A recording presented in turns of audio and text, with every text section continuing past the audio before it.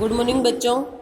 कक्षा 10 आपके दो पुस्तक थी, क्षितिज और कृतिका। क्षितिज से जो है हमने दो पार्ट पढ़ लिए हैं, एक गद्य का और एक पद्य का।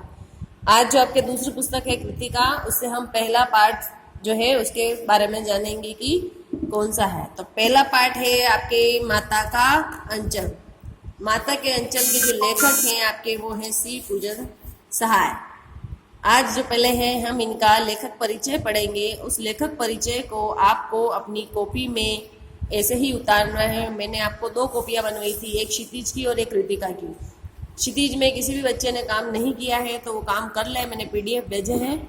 और आज जो है मैं इनका लेखक परिचय पढ़ रही हूँ, उसको आपको कृतिका यानी जो सेकेंड कॉपी आपने बनाई है उसके अंदर आपको उतारना है। यह अंश श्री पूजन सहाय के उपन्यास देहाती दुनिया से लिया गया है।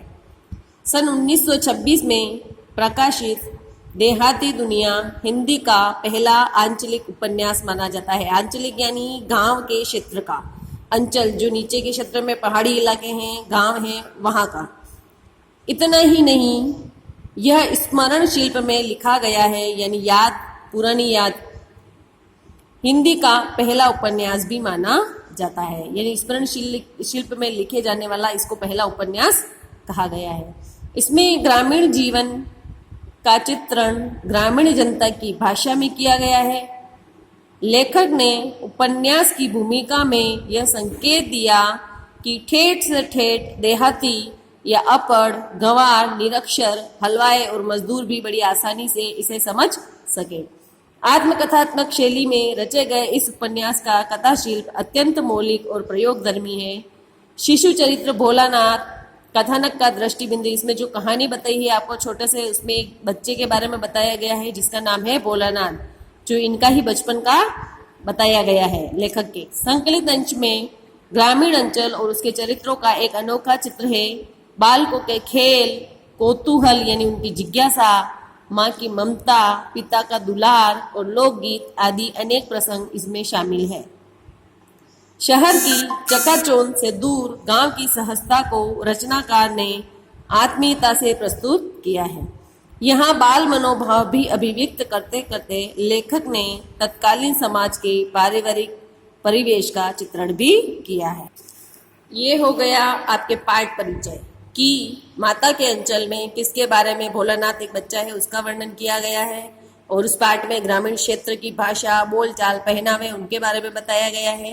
इसके जो लेखक हैं सी पूजन सहाय, इनका जो मैं परिचय पढ़ रही हूँ आपकी बुक के पीछे दिया गया है इनका। और नहीं तो आप वीडियो को रोक रोक के आप अपनी कॉपी में लिख ले। तो यहाँ से यहाँ तक इनका जो आपको चैप्टर के पहले ही आपको इनका परिचय लिखना है। सी पूजन सहाय का जन्म 1893 में गांव ऊनवास, जिला भोजपुर, बिहार में हुआ।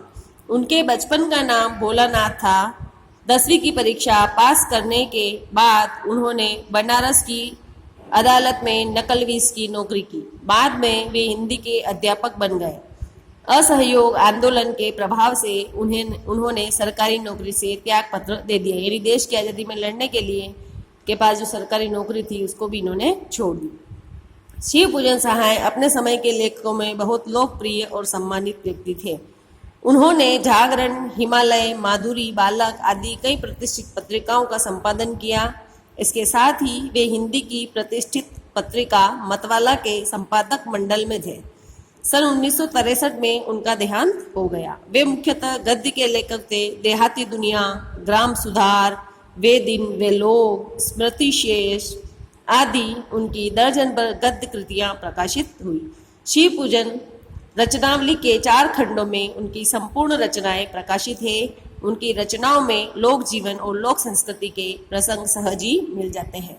आज जो है आप इस पाठ का परिचय पढ़ें और लेखक परिचय आप कॉपी में उतारें। और बाकी का जो 2 चैप्टर है आपको काम करना है। और जिस दिन पेरेंट्स मीटिंग है उस दिन आपको अपनी कॉपी लानी है स्कूल में और चेक करवानी है। Thank you.